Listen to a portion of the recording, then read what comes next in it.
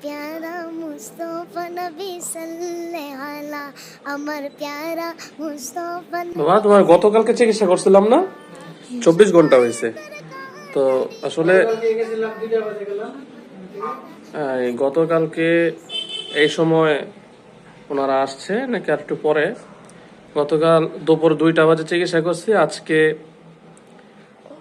সকাল 10টা বাজে ড্রেসিং করার জন্য নিয়ে আসছিল। দেখলাম যে ভিতরে মানে এত দ্রুত শুকাইছে, এটা কল্পনার বাইরে আল্লাহর মতে।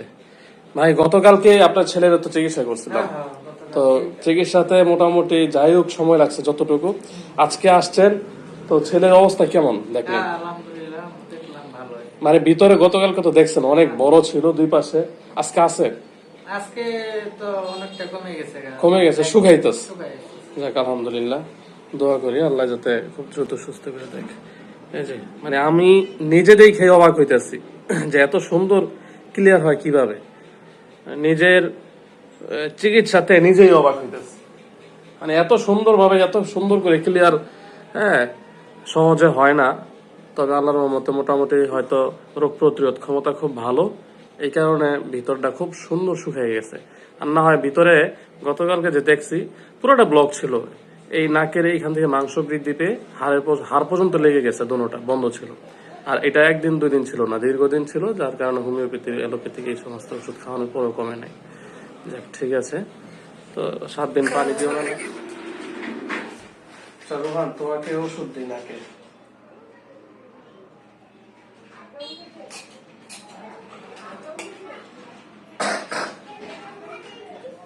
ব্যথা পাইছো বেশি? অল্প হালকা একটু জাজ লাগছে না, বেশি তো পাও না। আচ্ছা এটাতে দিই। মূলত এটা অ্যানেস্থেসিয়া জাতীয় একটা ওষুধ, নরমালি অ্যানেস্থেসিয়া। তো এটা লোকাল অ্যানেস্থেসিয়া, কিছুক্ষণের জন্য কিছুটা অবশ রাখে। তো আমাদের যে ছোট ছোট বাচ্চারা আসে অনেক সময় দেখা গেছে যে ব্যথা যাতে না পায়, এই কারণে ওষুধটা দিলে আপনি এই যে আশেপাশে সাইনাসের জায়গাগুলো আর কলিকার জায়গাটা একটু নরমালি একটু হালকা অবশ থাকে। তো অবশ থাকলে কি হয়, বাচ্চারা কষ্ট পায় না, ব্যথা পায় না। নরমালি আমাদের নাকে পানি দিলে, ঠান্ডা পানি দিলে কিন্তু বা টিস্যু দিলেও কিন্তু হাঁচি হয় বা একটু ব্যথা করে। তো ওই ক্ষেত্রে এটা দেওয়া, এটা দিলে বাচ্চাদের কোনো আলাপ পায় না, কষ্ট হয় না। ওদেরকে এখন যদি আমি এখানে কাটা ছিঁড়াও করি, হ্যাঁ, আমি যদি ব্লেড দিয়ে একটা পোস্ট দিই, তারপরেও বলতে পারবে না যে এখানে কিছু হয়েছে কিনা। তো এটা দেওয়ার কারণে অনেক সময় বাচ্চারা ভয় পেয়ে যায় যে এরকম বড় একটা লম্বা একটা ইয়ে দেখলে মনে করে যে এটা দিয়ে আমি কাটবো। এই কারণে বাচ্চাদেরকে দেখা গেছে মাঝে মাঝে যে কিছু কিছু নরমালি ভিডিও আমি দেখি বাচ্চাদেরকে, যাদের সাহস আছে তারা তো ভয় পায় না, ছোট বাচ্চা যারা সাহস নাই, ওর থেকে বড় বাচ্চারা অনেক সময় দেখা গেছে যে ওষুধ দিতে চায়। তো যখন আমি একটু বুঝায় শুনে সুন্দর করে ওষুধটা দেই, দেওয়ার পরে দেখে যে না ঠিক আছে, পরবর্তীতে চিকিৎসাটা করে আর কি।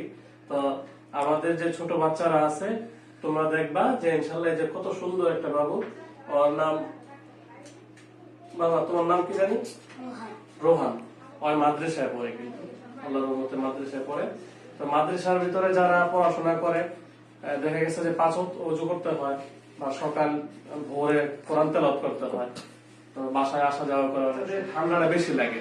তো ওর নাকের পলিপাসটা কিন্তু অনেক বড় হয়ে গেছে দোনো পাশে, যার কারণে সব সময় ঠান্ডা সর্দি লেগে থাকে।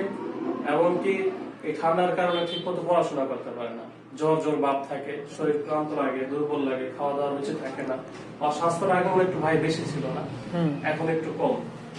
তারপরে যে পলিপাস থেকে কিন্তু আমাদের বাচ্চাদের গলার টনসিল ফুলে যায়, ইনফেকশন হয়ে যায়। তো বাবা অনেক জায়গা থেকে হোমিওপ্যাথি ওষুধ খাওয়াইছেন, তো কোনো ফলাফল পায়নি। এমনকি এলোপ্যাথিক যখন ঠান্ডা লাগে এলোপ্যাথিক খাওয়ায়, কিছুদিন ভালো থাকে নরমালি, আবার এই সমস্যাটা দেখা দেয়। তো রানিং অবস্থায় হোমিওপ্যাথি চলতেছে এখনো। আমাকে অনেকদিন ধরে বলতেছে যে ভাই বাচ্চাকে নিয়ে আসবো, সময় পাই না, আমারও একটু সময় অল্প ছিল। তো আজকে ফাইনালি ভাই আসছে, আসার পরে নাক চেক করার পরে দেখলাম যে দোনো নাকে একেবারে ফুললি পলিপাস বল। পলিপাস বলতে টার্মিনেট হয়ে গেছে, যে এরকম বল। এটা দিয়ে ঠিক মতো নিঃশ্বাস নিতে পারে না, আর নিঃশ্বাস না নিতে পারলে তো বাচ্চাদের আমাদের এই যে অক্সিজেন ব্রেনে সাপ্লাই দিতে পারে না, ফুসফুসে সাপ্লাই দিতে পারে না। তখন আমাদের এই পাশগুলা ভার হয়ে থাকে, এমনকি মাথা ব্যথা করে, এই পাশগুলা ব্যথা করে, মেজাজটা কেমন জানি খিটখিটে হয়ে থাকে। পড়াশোনায় মনোযোগ বসে না, মা বাবার কথা শুনতে চায় না, খাবার দাবার রুচিটা থাকে না। তো একটু পরে দেখলাম যে গলাটা একটু ইয়ে করে হা করে তোলা, গলাটা একটু দেখলাম, ভিতরে দেখা যায় যে টনসিলে ইনফেকশন হয়ে গেছে, সাদা সাদা আপনার পুজের মতো হয়ে গেছে এক পাশ, আরেক পাশে টনসিলে ছোট ছোট পাথর হয়ে গেছে। তো বাবাকে দেখাইলাম যে এই অবস্থা, বাবা তো আসলে খেয়াল করছে কিনা জানি না, কিন্তু এখন এই টনসিলেরটা চিকিৎসা করবো কিনা, এই টনসিলের চিকিৎসা মূলত দরকার নেই, অপারেশনের দরকার নেই। কেন অনেক সময় দেখা গেছে ডাক্তারের কাছে নিলে ফার্স্টে টনসিলের অপারেশন করতে হয়। আমাদের নাক যদি বন্ধ থাকে দুই পাশ, অলরেডি সব সময় আপনার এই গলার মধ্যে একটা প্রেসার পড়ে, হা করে ঘুমাইতে হয়, গলার মধ্যে প্রেসার পড়ে, সবসময় গলা দিয়ে নিঃশ্বাস আসা যাওয়া করে, যার কারণে গলা টনসিল দুনো পাশে শুকিয়ে যায়, বা এখানে একটা প্রেসার পড়ার কারণে এই জায়গাটা সবসময় একটু কষ্টদায়ক হয়। এখন যখন আমি দুই পাশে নাকে টার্বিনেটটা একদম ক্লিয়ার করে দিব, বাচ্চারা ইনশাল্লাহ পরবর্তীতে ঠিক মতো নিঃশ্বাস নিতে পারবে, তখন মাথা, তারপরে সাইনাসের জায়গা, গলা সব সময় সুস্থ থাকবে। এমনকি কিছুদিন পরে অটোমেটিক কয়েকদিন পরে ওর গলার টনসিলও ভালো হয়ে যাবে, টনসিল হওয়ার চান্সটা থাকে না। হ্যাঁ, এটা কি লিখেছে? আচ্ছা, এই আরফান নাকি রোহান। রোহান, তো রোহানের জন্য আমরা সবাই দোয়া করবো, ইনশাল্লাহ আল্লাহ তাআলা যাতে পরে ভালো একটা আলেম বানা। যে বাচ্চাদের চিকিৎসাটা আমি খুব খুব যত্ন সহকারে করি, যে একটা বাচ্চা যদি চিকিৎসার পরে সুস্থ হয় অল্প একেবারে সামথিং চিকিৎসার মাধ্যমে, নর্মালি চিকিৎসার মাধ্যমে, তাহলে কিন্তু বাচ্চা সুস্থ, মা বাবাও খুশি, আর এই খুশিতে কিন্তু মন থেকে সবার জন্য দোয়া আসে। আমি চাই যে আমার কাছে যারা চিকিৎসা নিতে আসে প্রত্যেকটা বাচ্চা আল্লাহ খুব দ্রুত সুস্থতা দান করে দেবে। এমনকি আমার চিকিৎসার কোনো কষ্ট নেই, মানে অনেক সময় অনেকে মনে করে যে কোনো সাইড এফেক্ট আছে কিনা, কোনো ধরনের ক্ষতি হয় কিনা, কোনো ধরনের কোনো ক্ষতি নাই, কোনো সাইড এফেক্ট নাই।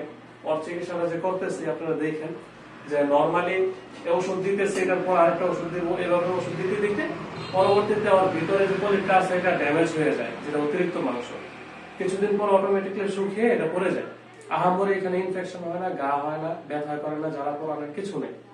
তো যদি এসিড জাতীয় কিছু হতো তাহলে তো দেখা গেছে যে ফুটো হয়ে যেত, এবং কি জোড়া লেগে যেত, বা বাচ্চা অনেক কষ্ট হইতো, বাচ্চা অনেক কান্নাকাটি করতো, এরকম করতো। তো সবকিছু মিলে হয়ে গেছে যে এই রোহানের জন্য দোয়া করবেন, আমিও দোয়া করি আল্লাহ যাতে রোহানকে সুস্থ दूसरा করুন। कोनो मबत नहीं, दूसरा कोनो मबत नहीं, एक अल्लाह अमर प्यारा मुस्तफा नबी सल्लल्लाहु अलैहि अमर